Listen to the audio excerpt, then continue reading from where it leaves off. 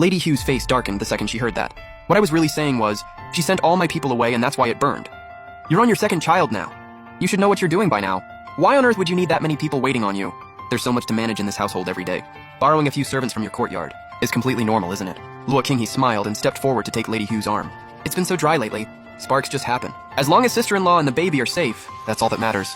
Then she turned to look at me. Sister-in-law, mother-in-law works so hard to run this household. Please don't be too hard on her, okay? I also gave birth today. And honestly, you don't need that many people for childbirth.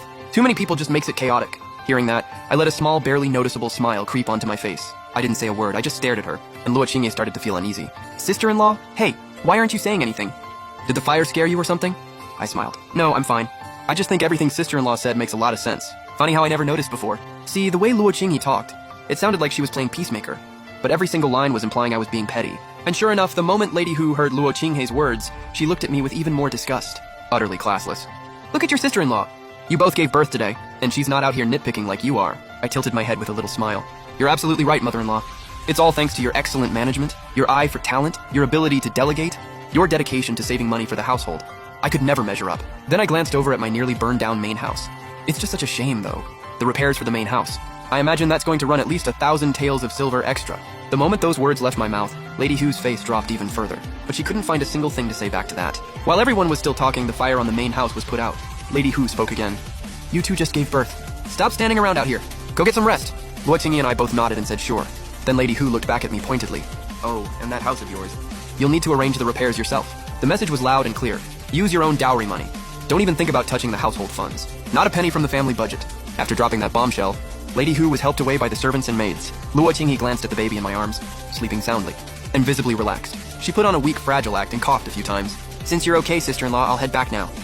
Watching her play that delicate little role, I knew it was all a performance for my benefit. In my last life, when I heard she was weak after childbirth, I sent her an endless stream of tonics and supplements, got her looking perfectly healthy and glowing.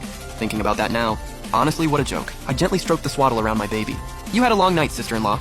Get some rest. Once Luo Qinghe's figure disappeared at the end of the corridor, I immediately headed to my son's courtyard with the baby. When I pushed open that familiar carved wooden door, a tiny little figure was sitting under the lamp, playing with a little puppet. At the sound of the door, Zheng Yuan turned around. Those big, round eyes of his were full of pure innocence. My eyes went red on the spot. I handed my little girl to Shen Kui with trembling hands. Mama's here. I missed you so much. Tears started falling like they wouldn't stop, soaking right through the collar of his little outfit. Little Zheng Yuan, just barely 2 years old, was caught completely off guard by the sudden hug and looked a little confused. But he still reached up his little hand, gently patting Mama on the back.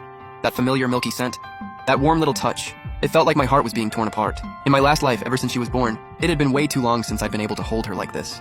This time around, Mama is going to protect you. I'm going to be right here whispering in your little ear. Watch you both grow up safe and sound. Little Yuan didn't understand the weight behind those words, but she could sense her sadness. Clumsily, she reached up and wiped the tears off my face, and said in that tiny little voice, Mama, no cry. When blow it better. And then she puckered up her little lips, and blew on my face so seriously. I burst out laughing through my tears. I pulled her in even tighter. Mama's fine. I'm just so happy seeing how sweet our Wen is. That's all. Shen Sui watched her lady break down like this, and her own eyes started to well up. She instinctively held the baby tighter, as if just holding on could protect this little life they nearly lost. I wiped my tears and pushed down everything I was feeling. Just stayed present, played with Yuan, until the night got late, and I gently coaxed my son to sleep.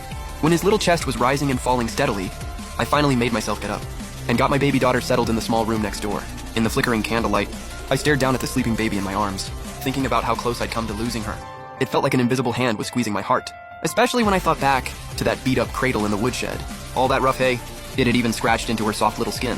The moment that thought started forming, I shook my head hard. I couldn't let myself go there. Shen Kui sat nearby, quietly wringing her handkerchief, until she finally couldn't hold it in anymore. My lady, how did you even think to use rouge as a marker? Did you already know someone was going to try to swap the young miss? I paused for a moment. I just had a nightmare. Dreamed that someone stole my baby, and left a fake one in her place. I was scared it might come true, so I played it safe. That's insane. Shinzui gasped. She pressed her hands together and said, It must have been the Han family ancestors watching over you, sending you that dream as a warning. Maybe. I gazed out at the moonlit window, eyes drifting far away. That same moon had watched me die in my past life, and now it was lighting the way for my second chance. Shen Kui patted her chest, still shaken. Thank goodness you were quick thinking, my lady, coming up with that whole fire plan. The first lady totally fell for it. She took the bait hook, line, and sinker, rushed everyone over to fight the fire. I let out a quiet laugh. Of course she rushed. The baby in my room is her actual biological daughter. If the place is burning, she's going to panic. She had to call everyone over to fight that fire. What if something happened to her own kid? Shen Sui looked totally puzzled. Okay, but if the one that got swapped in is her actual daughter, then who's the little boy in her room? Where did he even come from?